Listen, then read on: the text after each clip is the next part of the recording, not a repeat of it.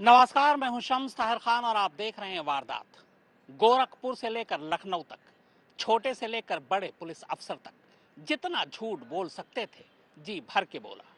एक कत्ल को हादसा बताने की जितनी साजिश रच सकते थे खूब रचने की कोशिश की।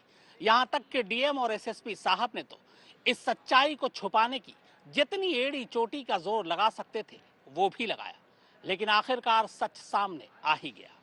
गोरखपुर के जिस होटल में मनीष गुप्ता का कत्ल हुआ, उस होटल के मालिक और जिस कमरे में मनीष गुप्ता के साथ उनके दो दोस्त थे, यानी जो दोनों चश्मदीद थे, इन तीनों की जुबानी आज आपको पूरी कहानी सुनाता हूं। लेकिन उससे पहले एक जरूरी बात और बता दूं। जिस होटल में मनीष गुप्ता का कत्ल हुआ, उस होटल में अक्सर ये पुलिस वाले जाया करते थे होटल वालों से वसूली के लिए।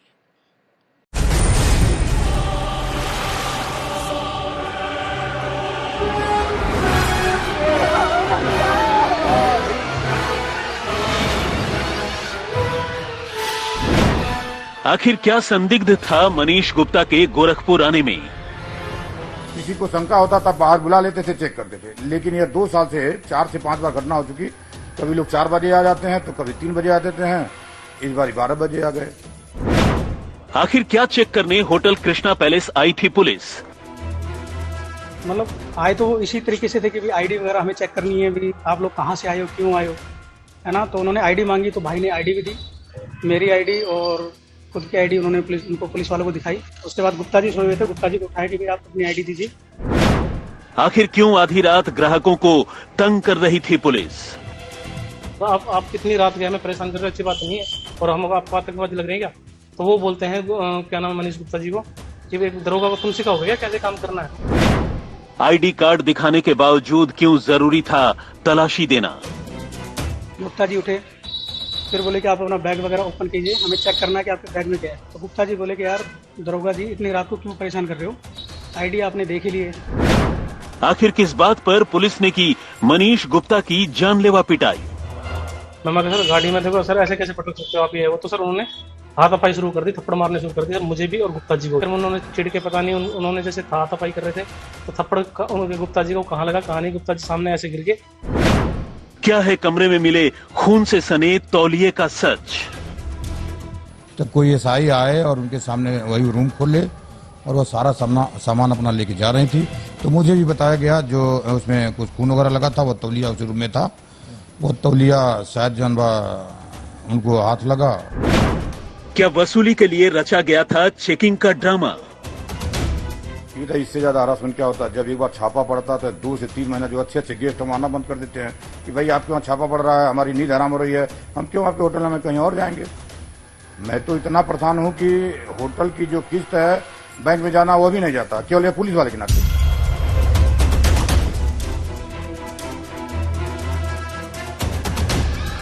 मनीष गुप्ता की मौत के मामले में सीएम योगी आदित्यनाथ ने भरोसों, मुआवजों और आश्वासनों का पिटारा तो खोल दिया, लेकिन इससे जुड़े कई सवाल ऐसे हैं जिनका जवाब मिलना अभी बाकी है। सबसे बड़ा सवाल तो यही है कि आखिर पुलिस को आधी रात होटल में सोए बेगुनाह लोगों को नींद से जगाकर यूं बेरहमी से उन्हें पीटने की क्या जरूरत थी, और पिटाई भी ऐसी कि एक शख्स की जान ही चली गई। क्या ये सिर्फ मामूली कहासुनी के बाद पुलिस की वर्दी के रोब गालिब करने का नतीजा था, या फिर इसके पीछे कोई और साजिश है? कहीं ऐसा तो नहीं कि अब इस मामले के सामने आने के बाद गुनहगार पुलिस वालों को बचाने की कोशिश हो रही है? इन तमाम सवालों का जवाब जानने के लिए हमने उस रात के चश्मदीदों से लेकर होटल के मालिक तक से बात की और मौका वारदात यानी होटल कृष्णा पैलेस में पहुंचकर पूरे मामले की पड़ताल की। इस पड़ताल में जो बातें सामने आई वो वाकई चौंकाने वाली हैं। पुलिस की बर्बरता और ज्यादती की पोल खोलने वाली है। फिलहाल पुलिस ने इस होटल के कमरा नंबर 512 को तो सील कर दिया है और होटल की सीसीटीवी फुटेज भी अपने साथ लेकर गई है। लेकिन सीसीटीवी फुटेज देखने वाले होटल मालिक से लेकर वारदात के वक्त मौके पर मौजूद तमाम चश्मदीदों की जुबानी पुलिस की एक एक करतूत की सच्चाई अब छन छन कर सामने आ रही है। अपनी आप बीती सुनाने के लिए मनीष गुप्ता तो खैर अब इस दुनिया में नहीं है, लेकिन आप इस कड़ी में सबसे पहले मनीष गुप्ता के उन दोस्तों को सुन सकते हैं जिन्होंने खुद अपनी आंखों के सामने पुलिस वालों को मनीष गुप्ता के साथ बर्बरतापूर्ण तरीके से पेश आते हुए देखा है। सबसे पहले शुरुआत वहीं से जहां से इस खूनी कहानी की शुरुआत हुई। 12 से 12:15 बजे के बीच में डोरबेल बजी और सर मैंने डोर ओपन किया।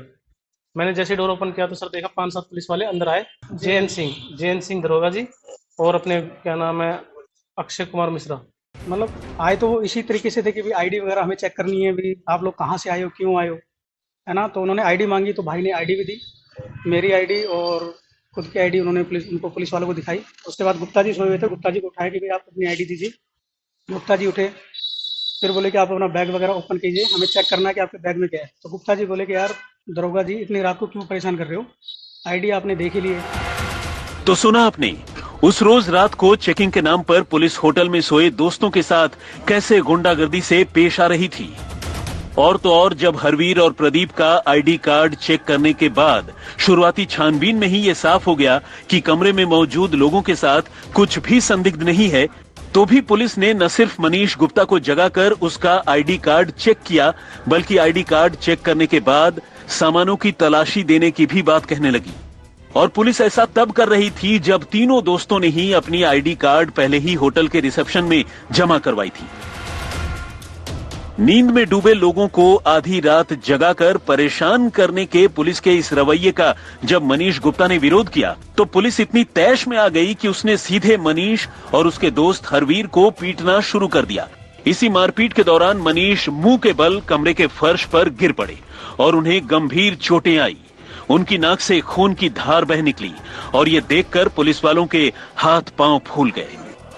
फिर उन्होंने चिढ़ के पता नहीं उन्होंने जैसे हाथापाई कर रहे थे तो थप्पड़ उनके गुप्ता जी को कहाँ लगा, कहाँ नहीं, गुप्ता जी सामने ऐसे गिर के मुंह के बट गिरे सर, वहां से तभी उनको खून आने लगा। एक पुलिस वाला मेरे को हाथ पकड़ के सीढ़ी से नीचे लिफ्ट तक ले गया और अपने क्या नाम है जो गुप्ता जी को बाई लिफ्ट नीचे लाए हैं तो वहां पे सर ब्लड था, उनके ब्लड ज्यादा टपक रहा था। इसके बाद पुलिस ने आनन फानन में मनीष को होटल के मुलाजिमों के साथ 4 हाथ पैरों से टांग कर अस्पताल लेकर गई। पुलिस हरवीर को भी अपने साथ लेकर गई। इस दौरान मनीष की नाक से लगातार खून बह रहा था और पुलिस मनीष को बार बार तौलिए से अपना खून रोकने को कह रही थी।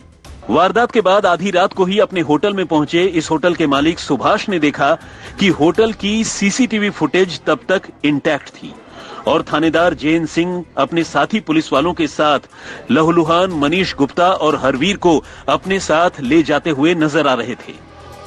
2 लोग वही पांव पकड़े और 2 लोग जो सिपाही जो है हाथ पकड़े थे और उनको उठा करके ले आए लिफ्ट के सामने। लिफ्ट से नीचे किए, लिफ्ट से नीचे करने के बाद गाड़ी में वो अपना लादे और उसके बाद मानसी हॉस्पिटल के लिए बता करके यहाँ से गए।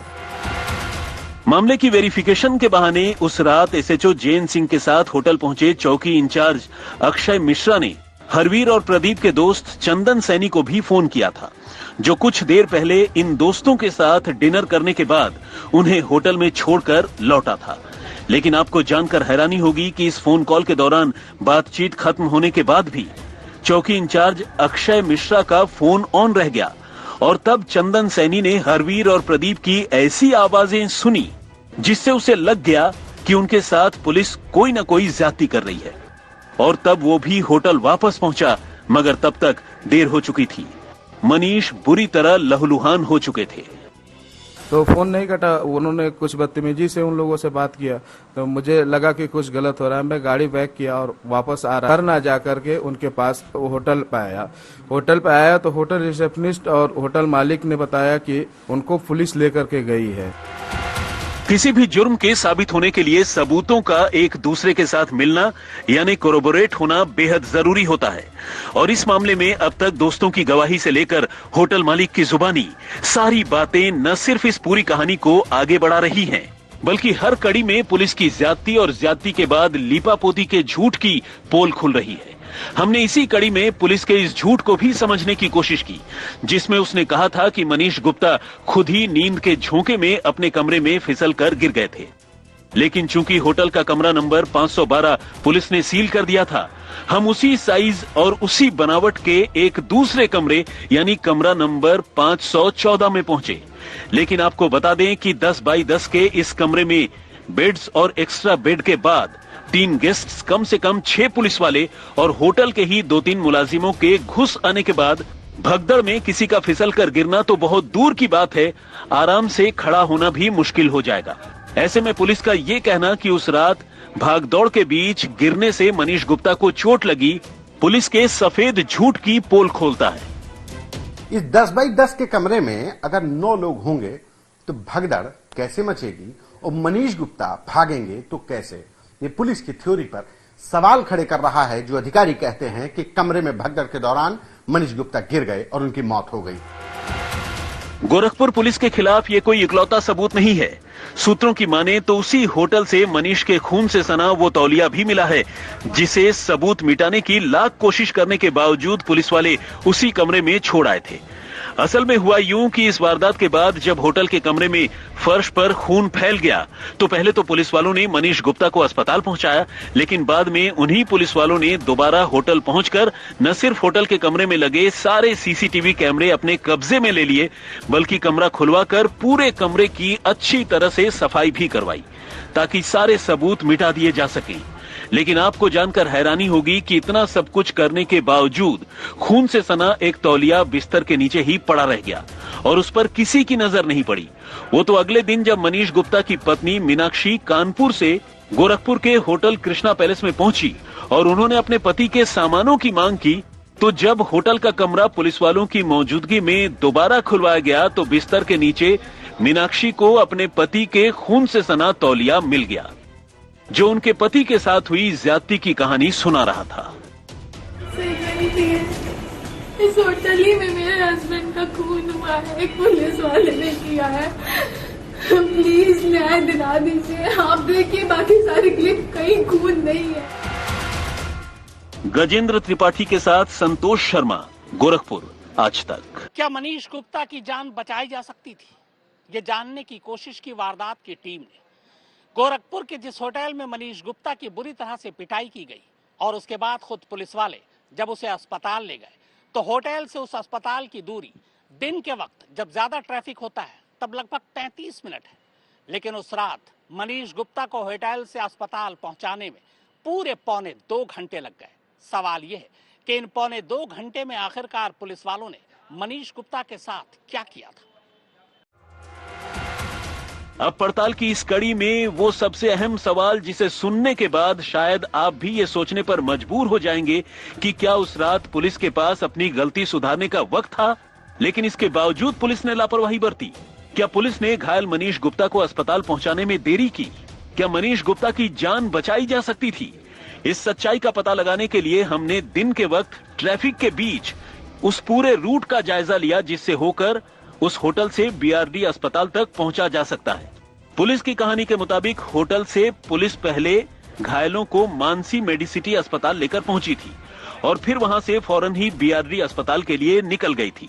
दिन में हमने इस 15 किलोमीटर के सफर को महज 35 मिनट में पूरा कर लिया, जबकि होटल की सीसीटीवी फुटेज और अस्पताल के दस्तावेज बताते हैं कि उस रात पुलिस होटल से निकली तो करीब 12:25 पर, जबकि अस्पताल पहुंचने में उसे करीब 2.25 घंटे लग गए। सवाल है, आखिर इतनी देर पुलिस क्या कर रही थी?